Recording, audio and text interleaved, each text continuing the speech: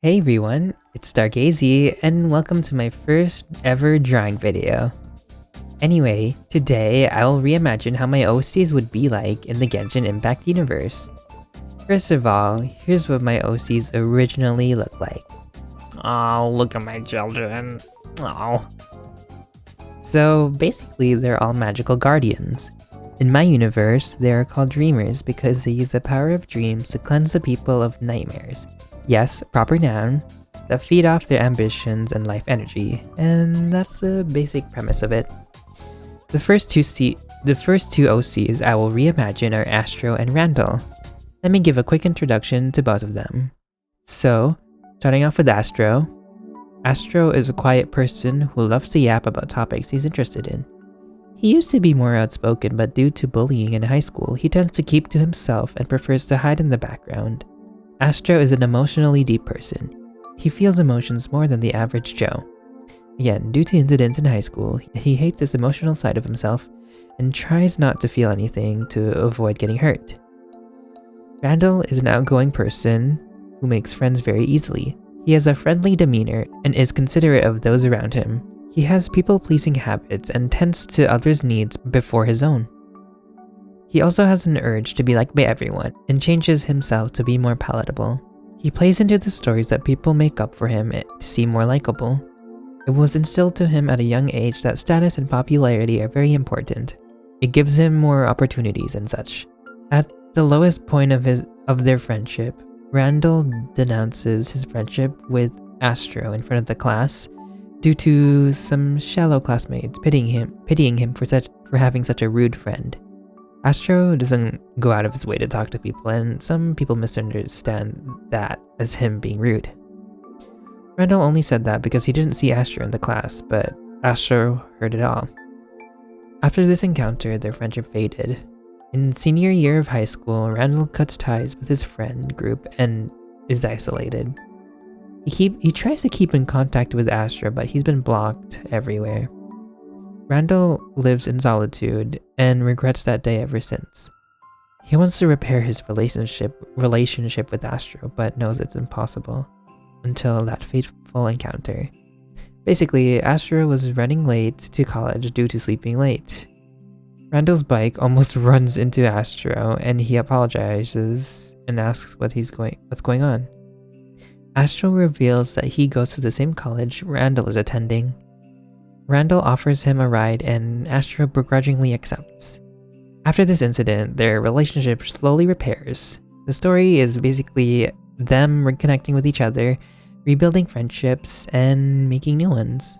TLDR, these two were childhood best friends until high school, where they had a falling out and rebuild their relationship in college.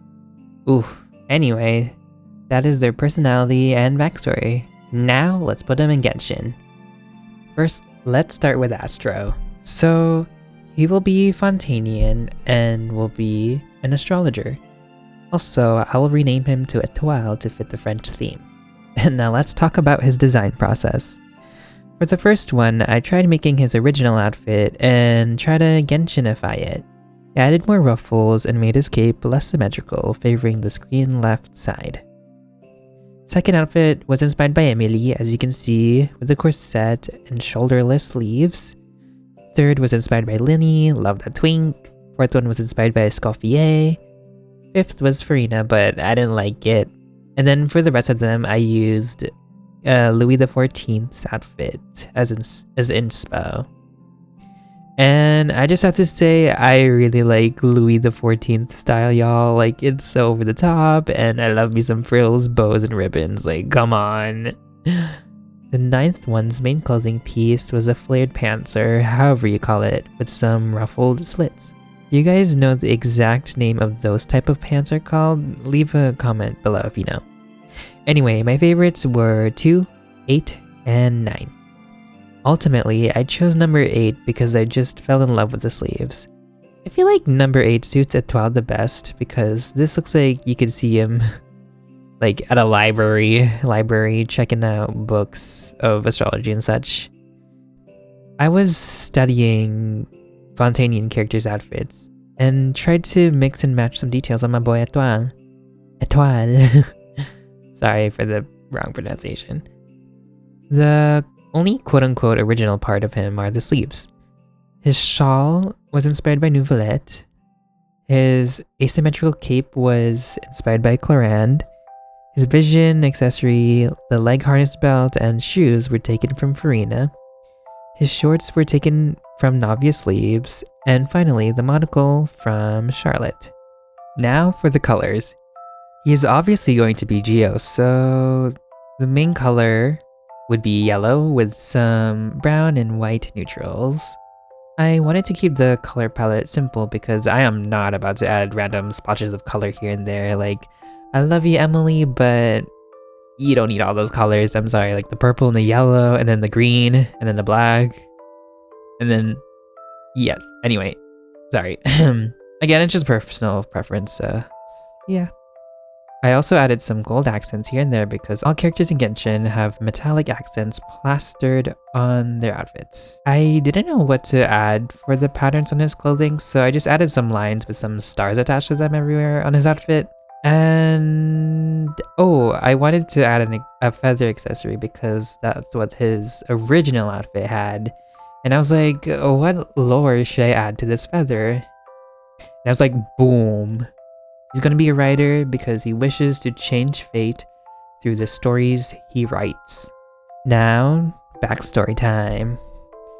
Etoile is a lucky person who brings down the luck of others around him. Etoile has a disdain for fate and wants to have free will, but seeing that he's a vision user, ooh, that's... Anyway, he lost his parents at 10 years old due to an accident. He and his parents were ambushed by abyssal creatures, and Etoile blacked out after that. When he woke up, he was in a comfy bed. He looked around and saw a kind man observing the stars with an astrolabe. The man notices the awakened Etoile and asks if he's okay. Etoile breaks down and cries. The man asks if he has a place to go. He shakes his head, and Etoile continues to cry. The man comforts him and says, "You can stay here, child, no worries." He wipes the child's tears with his sleeves. "My name is Shansa. What's yours?" Ever since that day, Etoile has been under astrologer Shansa's wing. Etoile learns astrology from his adoptive father and is pretty adept at it.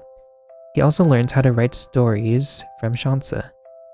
At 16 years old, Shansa gives Etoile a chance to read his fate. Shansa also gives his magic monocle to him. He reads Shansa's fate and shows a grim look on his face. The astrolabe reveals Shansa saving Etoile from Vache's accomplices and later gets dissolved. Etoile lies and says he lives a long and healthy life. After this, Etoile grows distant from his master as he tries to find a way to change his fate. On a rainy day, Etoile secretly investigates on his own about the secret of sins. Eventually, he gets caught and runs for his life. 3 men chase Etoile. They slowly catch up, and Etoile trips. At his last moment, he was glad that he distanced himself from his master. At least he wouldn't save a nobody like me, he thought to himself. Suddenly, Shansa steps in and uses his vision to stop men in their tracks, tangling them up in vines.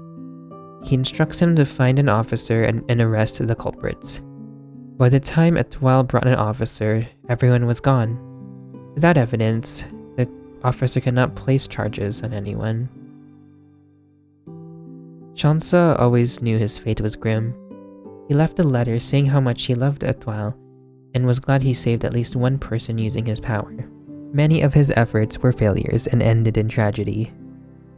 He noticed how Etoile was secretly watching over him and how horrible he was at being secretive.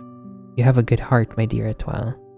I hope you find people to share your kindness with. Know that I will always love you and watch over you from the stars." Etoile later finds this message when he returns to their home and holds the letter close to his chest and sobs. After this, Etoile studies hard in astrology, trying to defy fate, with each attempt fruitless. He tries to steer the people away from their doomed futures, but fate is cruel. Etoile becomes recluse and isolates himself from people, fearing his curse in astrology will doom those around him. He also stops reading fate for a long time. As a coping mechanism, he writes stories about the doomed people's fates and makes them have a happy ending. Unfortunately, the non-allegorical stories disappear from his book, and all there's left is a blank page. He continues to rewrite those stories because he is stubborn. However, each time he writes, the more he forgets until his memory disappears.